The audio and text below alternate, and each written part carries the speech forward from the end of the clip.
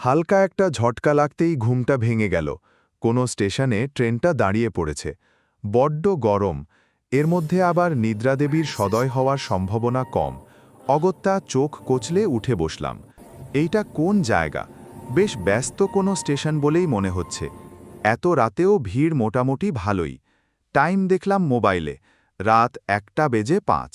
গলাটা শুকিয়ে এসেছে, একটু জল পেলে বেশ ভালো হতো। কিন্তু ব্যাগ থেকে বোতলটা বার করে দেখি তাতে আর এক বিন্দু জলও অবশিষ্ট নেই। জানালার ঠিক সামনেই পানীয় জলের একটা কল চোখে পড়ল। বোতলটা নিয়ে চটপট নেমে পড়লাম প্ল্যাটফর্মে। মনে হয় কিছুক্ষণ আগেই এই অঞ্চলে বৃষ্টি পড়েছে। গোটা প্ল্যাটফর্ম এখনও জবজবে ভিজে। আর একটু হলেই পা হড়কে যাচ্ছিল। সাবধানে টাল সামলে ট্রেন থেকে নামলাম। আকাশ এখনও গাঢ় কালো মেঘে ঢাকা। যে কোনো মুহূর্তে আবার আকাশ ভেঙে বৃষ্টি নামতে পারে। যাই, তাড়াতাড়ি বোতলটা ভরে নিই। দ্যাথ, কল থেকে সুতোর মতো জল পড়ছে। সামান্য 2 লিটারের একখানা বোতল ভরতেই যেন পেরিয়ে যাচ্ছে এক যুগ সময়। কিন্তু বোতলটা ভরে পিছনে ঘুরতেই মাথায় বজ্রপাত হলো। ট্রেনটা স্টেশন ছেড়ে একটু একটু করে এগোতে শুরু করেছে। এক হাতে কোনোমতে বোতলটা সামলে দৌড় দিলাম ট্রেনের দিকে। তবে বাঁধ সাধল বৃষ্টিস্নাত প্ল্যাটফর্ম।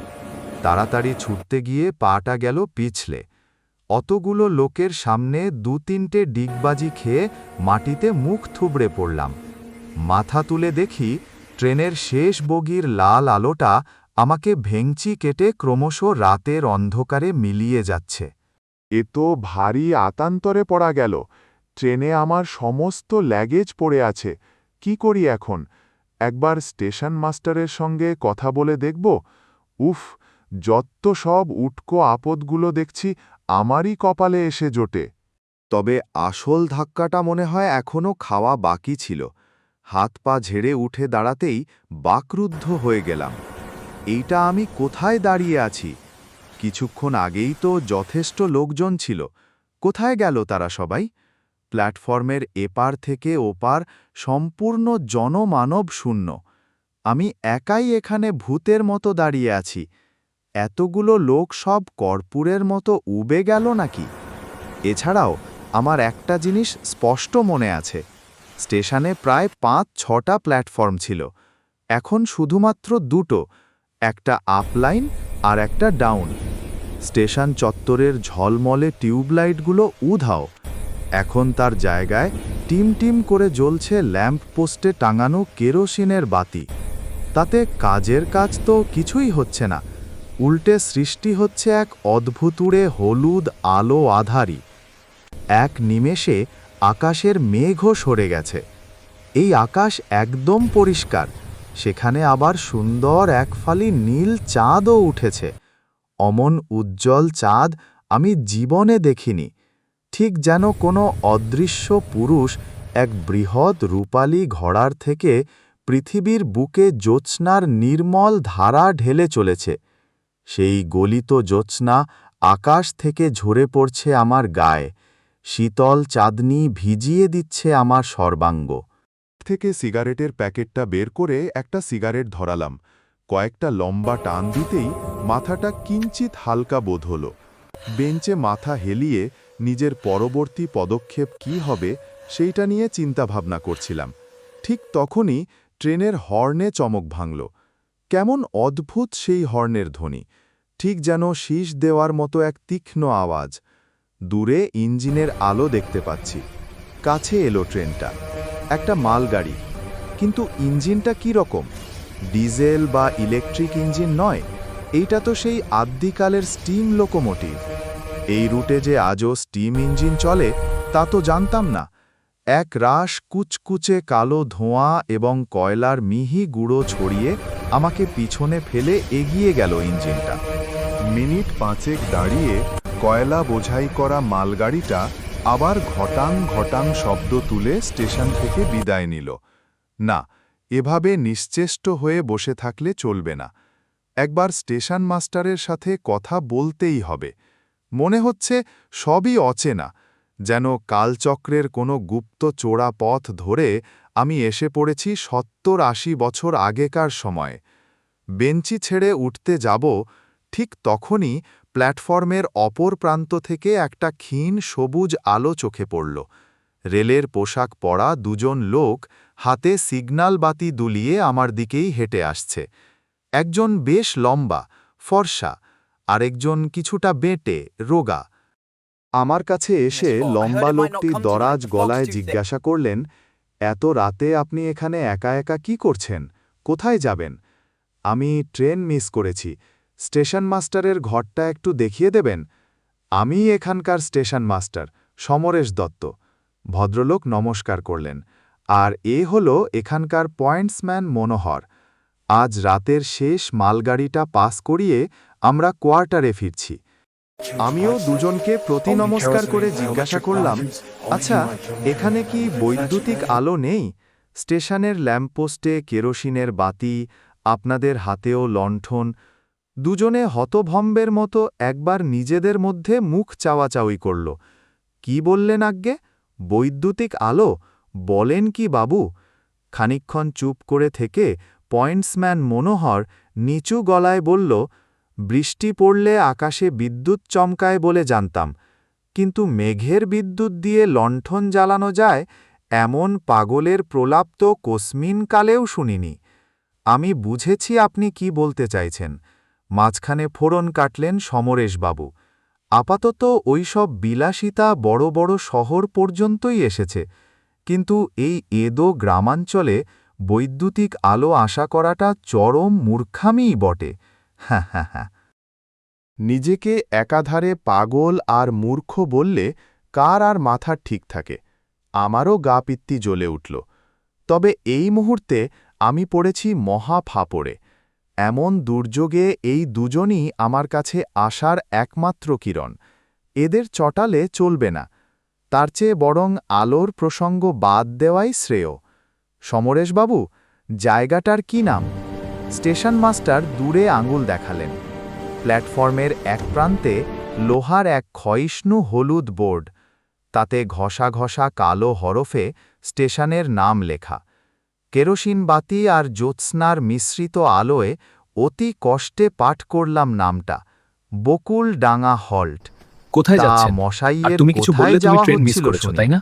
সমরেশবাবু আবার প্রশ্ন ছুড়লেন। কোথায় যাচ্ছেন? আরও কি আর একটা তুমি কিছু বললে বলছিলেন? তুমি ট্রেন মিস করেছো, ট্রেন তাই না? মিস করেছেন নাকি যেন? হ্যাঁ, আমি যাচ্ছিলাম হাওড়া, আমার বোনের বিয়ে অ্যাটেন্ড করার জন্য। বোতলে জল ভরতে নেমেছিলাম এখানে, কিন্তু দুর্ভাগ্যবশত গাড়িটা ছেড়ে দেয়। আমার অনেক ল্যাগেজ ওই ট্রেনেই রয়ে গেছে। দেখুন না, যদি সেগুলো কোনোভাবে উদ্ধার করা যায়। প্রৌঢ় স্টেশন মাস্টার খানিকক্ষণ মাথা নিচু করে কি একটা ভাবলেন। দেখুন, এত রাতে তো আমার পক্ষে কিছু করা সম্ভব নয়। কাল সকালে এসে আমি না হয় টরে টক্কার মাধ্যমে হাওড়ার স্টেশন মাস্টারকে একখানা টেলিগ্রাম পাঠিয়ে দেবক্ষণ। দেখি আপনার সব মালপত্রগুলো রিকাভার করা যায় কিনা। টেলিগ্রাম কেন? আপনাদের কাছে মোবাইল নেই বুঝি? একবার ওনাকে মোবাইলে সবকিছু জানিয়ে দিলেই তো হয়। মোবাইল? সেইটা আবার কি? মোবাইল মানে মোবাইল, আরে মোবাইল ফোন। দুজনে আবার বেশ কিংকর্তব্য বিমূঢ় চোখে আমার দিকে তাকাল। মশাই কি নেশা-টেশা করেন? না মানে, ধুত তোর, আমাকে দেখে আপনাদের নেশাখোর মনে হয় নাকি? একটা সমস্যায় পড়েছি, কোথায় আপনি সেটার নিরসন করবেন তা না। বুঝেছি বুঝেছি, চিন্তা নেই। আজ রাতটা আপনি আমার ঘরেই কাটিয়ে দিন। ওখানে গ্যাংম্যান হরিয়া আছে, ভারী মজার মানুষ। ভোরের আলো ফুটতে আর বড়জোর ৩-৪ ঘণ্টা বাকি। এইটুকু সময় দিব্যি হরিয়ার সঙ্গে গল্প করে কাটিয়ে দিন, তারপর সকালে আমি এসে কিছু একটা ব্যবস্থা করছি। প্ল্যাটফর্মে মুখ থুবড়ে পড়ে যাওয়ার পর চোখের সামনে সমস্ত দৃশ্য এক লহমায় পাল্টে গেছে। এই কথাটা আর স্টেশন মাস্টারের কাছে ভাঙলাম না। বৈদ্যুতিক আলো আর মোবাইল ফোনের কথা শুনে এরা আমার মানসিক ভারসাম্য সম্পর্কে ইতিমধ্যেই যথেষ্ট সন্দিহান হয়ে পড়েছে। এরপর এই সব গালগল্প শুনলে এরা দুজন মিলে নির্ঘাত আমাকে কোনো রাঁচিগামী ট্রেনে তুলে দেবে। আরে কি হলো মশাই, কি এত আকাশকুসুম ভাবছেন? আসুন আমার সঙ্গে, রাতটা আমার ঘরেই কাটাবেন। টালি দেওয়া ছিমছাম ছোট ঘর, কোনায় একজন লোক আপাদমস্তক চাদর মুড়ি দিয়ে বসে আছে। কুলুঙ্গির ওপর মিটমিট করে জ্বলতে থাকা কুপির আলোয় মুখটা স্পষ্ট বোঝা যাচ্ছে না। হরিয়া, সমরেশবাবু ওকে উদ্দেশ্য করে হাঁক পারলেন। বাবু সাহাব আজ রাত ইয়াहीं রুকেঙ্গে, ইনকা ধ্যান রাখনা। চাদর মুড়ি দেওয়া লোকটা ইতিবাচক মাথা নাড়ল। সমরেশবাবু আর মনোহর বিদায় নিলেন। আমিও ঘরের একপাশে রাখা কাঠের প্যাটরার ওপর বেশ গুছিয়ে বসলাম। বাবু কি কোনো ঝামেলায় পড়েছেন? হরিয়ার গলা শুনে বুকটা ছ্যাঁত করে উঠল। এমন কর্কশ স্বর জীবনে কখনো শুনিনি, যেন আস্ত একখানা স্টিম ইঞ্জিন গলায় পুরে রেখেছে। বললেন না তো বাবু, কোনো ঝামেলা হয়েছে কি? খানিক ইতস্তত করে ওকে সমস্ত ঘটনা প্রথম থেকে খুলে বললাম। কিছুক্ষণ চুপ করে থেকে হরিয়া বলল, আপনি চিন্তা করবেন না, টেশনবাবু বহুত কামকা আদমি আছে, কিছু একটা উপায় জরুর বের করবেন। কথায় কথায় জানলাম হরিয়ার ভিটে বিহারের পূর্ণিয়া জেলায়। পেটের দায়ে ২০ বছর পূর্বে এসেছিল এই বঙ্গদেশে। স্ত্রী এবং ৩ ছেলে মেয়ে আজও পূর্ণিয়াতেই থাকে। বছরে একবার করে হরিয়া নিজের গ্রামে যায়। এছাড়া ওর সারাটা বছর কাটে এই ছোট্ট হলটেই। ছোট স্টেশনে স্টাফ খুবই কম, গ্যাংম্যানের কাজও যথেষ্ট দায়িত্বপূর্ণ, তাই বেশি কামাই করা চলে না। সমরেশবাবু ঠিকই বলেছিলেন, কণ্ঠস্বর ভয়াবহ হলেও লোকটা কিন্তু সত্যি ভারী মজার। এতদিনে হিন্দি মেশানো ভাঙাচোরা বাংলা বলতেও শিখে গেছে হরিয়া। আপাত দৃষ্টিতে হরিয়াকে দেখে মোটামুটি বিশ্বাসী বলেই মনে হল। আসল কথাগুলো কি একে একবার বলে দেখব, তারপর যা থাকে কপালে। আচ্ছা হরিয়া, একখানা কথা তোমাকে বলতে চাই। কথা দাও স্টেশনবাবু বা মনোহরকে সেই কথা বলবে না? কোন সা বাত বাবু? সব কিছু খুলে বললাম, পা পিছলে পড়ে যাওয়ার পর থেকে যা যা ঘটেছে সব। হরিয়া নীরবে পুরোটা শুনল। অন্ধকারে মুখটা পরিষ্কার টাহর না হলেও কুপিবাতির ম্লান আলোয় বুঝলাম লোকটা ঠোঁট বেঁকিয়ে অল্প হাসল। ইয়ে বাকুলডাঙ্গা হল্ট হ্যাঁ বাবু, यहाँ एमन और बहुत चीज देखते पाएगा। देखता नहीं, रात को ये हरिया महातो छोड़ के स्टेशन में एक ठो आदमी नहीं, एक ठो भिखारी तक नहीं। साधे है कि स्टेशन बाबू और मनोहर रात को आखिरी मालगाड़ी पार करके यहाँ से चंपट देता है। ये समय में यहाँ कुत्ता बिल्लियों घूरता नहीं, इंसान तो दूर की बात। केनो आमी ढोक गिल्लाम, कोनो भय टय आछे नाकि? भय? हाँ, भय बोलते पारेन। पहिले ये एक ठो आम स्टेशन का माफिक था, लेकिन एक ठो दुर्घटना के बाद से ये स्टेशन में सब कुछ बदल जाए बाबू, सब कुछ। की रकम दुर्घटना? 5 साल पहले का घटना। यहाँ से थोड़ा दूर पे रेल का क्रॉसिंग आछे, वहाँ रेल लाइन में कुछ गड़बड़ी हुआ था। तब का स्टेशन बाबू एक ठो गैंगमैन और एक ठो पॉइंट्समैन को लेके वो ठीक करने को गया था। सब काम ठीक ठाक करके वो तीनों लोग लाइन के धार से पैदल स्टेशन में फिर रहा था, लेकिन एक जगह में आके वो तीनों अचानक रेल में कट जाता है। वो लोगों का कटनाव बहुत अजीब बात था बाबू। जो लोग सामने से वो दुर्घटना देखने को मिला वही बतलाया कि वो तीनों लाइन से बहुत दूर से ही चल रहा था, लेकिन कोनो शैतानी शक्ति जैसे तीनों को धक्का मार के लाइन के ऊपर फेंक दिया था। उल्टा दिख से आ रहा था डाउन में। बस एक ही झटका में तीनों का खेल खत्म। उस घटना के बाद से यहाँ रात के समय बहुत कुछ देखने को मिलता है। এতক্ষণে আমি রীতিমতো ঘামতে শুরু করেছি। কি বলছে হরিয়া? আগেই ঝামেলার অন্ত ছিল না, এখন আবার ভূতের দৌরাত্ম্য। আপনিও ওদের দেখেছেন বাবু, শুধু চিনতে পারেন নাই। ও লোক কিসিকা নতা করে না বাবু, শুধু নিজেদের অস্তিত্ব বুঝিয়ে দেয়। দেখা পেয়েছি কিন্তু চিনতে পারিনি। মানে বলো কি হে হরিয়া, কাদের কথা বলছো তুমি? ওরা কারা? ওরা কারা? নিঃশব্দে হাসল গ্যাংম্যান হরিয়া। ওরা হলো সমরেশবাবু, মনোহর और হরিয়া মাহাতো। এক ঝলক ঠান্ডা বাতাসে হরিয়ার গা থেকে চাদরটা খুলে পড়ল। কুপিবাতির নির্বাণন মুখ শিখার স্বল্প আলোয় পরিষ্কার দেখলাম আমার সামনে দাঁড়িয়ে আছে এক প্রেত মূর্তি। ডান হাতটা কনুইয়ের নিচ থেকে কাটা পড়েছে, সেখান থেকে এখনও চুইয়ে পড়ছে ফোঁটা ফোঁটা তাজা রক্ত। মাথাটা একদিকে বিশ্রীভাবে থেতলে গেছে, ভাঙাচোরা দাঁতগুলোর ফাঁক দিয়ে ঝুলে পড়েছে জিভটা। এছাড়াও শরীরে অজস্র জায়গায় কাটা ছেঁড়া। হরিয়া হাসছে, খলখল করে হাসছে। ঠিক তখনই কুপিবাতির শিখাটাও 2 বার দপদপ করে নিভে গেল। পুরো ঘরটা তলিয়ে গেল অন্ধকারের অকুল সমুদ্রে। এতক্ষণে যেন আমার সম্বিত ফিরল। গা ঝাড়া দিয়ে এক লাফে বেরিয়ে এলাম ঘর থেকে। তারপর কোনো দিকে না তাকিয়ে অন্ধের মতো ছুট লাগালাম। পিছন থেকে তখনও ভেসে আসছে হরিয়ার কণ্ঠস্বর। এখন যেন ওর গলাটা আরও কয়েক গুণ বেশি কর্কশ শোনাচ্ছে। भागने से कुछ नहीं होगा, टेशन बाबू जिंदा नहीं बच पाया, ना मनोहर और ना ही मैं। यहाँ से कोई जिंदा बच के वापिस नहीं जाता बाबू, तू भी नहीं जाएगा।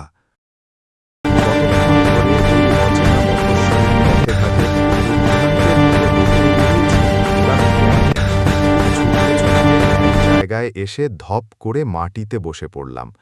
পা দুটো আর সঙ্গ দিচ্ছে না। মনে হয় এর চেয়ে বেশি ছুটলে মুখে রক্ত উঠে মরব। বুকটা হাঁপড়ের মতো ওঠানামা করছে। কথা বলার শক্তিটুকুও আর নেই। অনতি দূরেই চোখে পড়ল একটা আলো। কোনো মতে ক্লান্ত শরীরটা টেনে হিঁচড়ে নিয়ে চললাম সেই দিকে। আরে, এইটা তো একটা লেভেল ক্রসিং। এখানেও কোনো জনমনিষ্যি নেই। এই ক্রসিংয়ের কথাই কি বলছিল হরিয়া? দাঁড়িয়ে দাঁড়িয়ে এই সব ৭-৫ ভাবছি, হঠাৎ ঘাড়ে কারোর তপ্ত নিঃশ্বাস অনুভব করলাম। কিছু বুঝে ওঠার আগেই পিঠে এসে পড়ল হাতুড়ির মতো এক প্রবল ধাক্কা। টাল সামলাতে পারলাম না। হুড়মুড়িয়ে সোজা গিয়ে পড়লাম। উঠে বসতেও পারছি না। অদৃশ্য কেউ যেন বুকের ওপর চেপে বসে জোর করে শুইয়ে রেখেছে আমাকে। শরীরের সমস্ত বল প্রয়োগ করেও সেই বায়বীয় সত্তাকে বুকের ওপর থেকে যাচ্ছে না।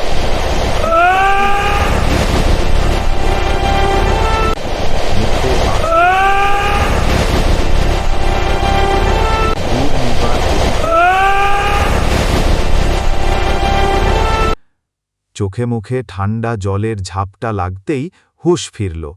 ভোরের আলো ফুটেছে। আমি বকুলডাঙ্গা স্টেশনের প্ল্যাটফর্মেই পড়ে আছি। পরম যত্নে আমার মাথাটা কোলে নিয়ে বসে আছেন একজন পুরুষ। ভালো করে তার মুখের দিকে তাকাতেই ধর্মড়িয়ে উঠে বসলাম। এ কি, বাবা, তুমি? কিরে খোকা, ভেবেছিলি সমাসেনে দাহ করে এসেছিস বলে তোর এই বাপটা চিরকালের জন্য উবে গেছে? তবে যে আমি ক্রসিং, রেল লাইন, ট্রেন? তুই ভয়ের চোটে জ্ঞান হারিয়েছিলি, ভিতুর ডিম কোথাকার! এখনো বুঝতে পারলি না?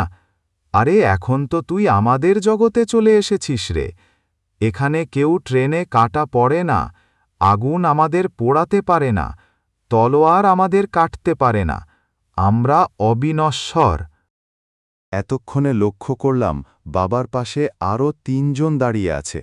Station master Samaresh Dutta, pointsman Manohar আর গ্যাংম্যান হরিয়া। সমরেশবাবু আমার দিকে তাকিয়ে মৃদু হেসে বললেন, আপনি জানেন, প্ল্যাটফর্মে পিছলে পড়ার পরেই সমস্ত দৃশ্য কেমনভাবে ভোজবাজির মতো বদলে গেছিল? কিভাবে এক নিমেষে অন্য দুনিয়ায় পৌঁছে গেছিলেন আপনি? আমি দিচ্ছি উত্তরটা, এদিকে আসুন। সমরেশবাবু আমার হাতটা ধরে নিয়ে এলেন প্ল্যাটফর্মের ধারে। লাইনের উপরে এক জায়গায় আঙুল দেখালেন তিনি। ওই দেখুন, কিছু বুঝতে পারছেন? 2টো লাইনের মাঝখানে পড়ে রয়েছে একটা দলা পাকানো রক্তাক্ত মাংসপিণ্ড।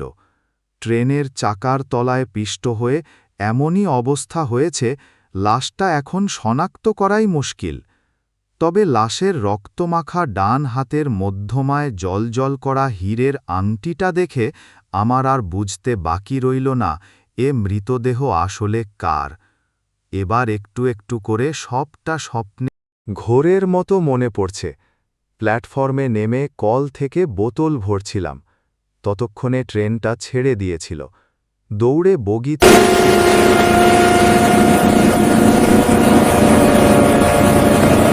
ট্রেনের তলায়। মুহূর্তের মধ্যে লোহার চাকাগুলো খণ্ড খণ্ড করে দিয়েছিল আমার শরীরটা। Welcome to our universe my son. বাবা আমাকে বুকে জড়িয়ে ধরলেন। মৃত্যুর পরের এই সমান্তরাল জগতে তোকে আমরা স্বাগত জানাই।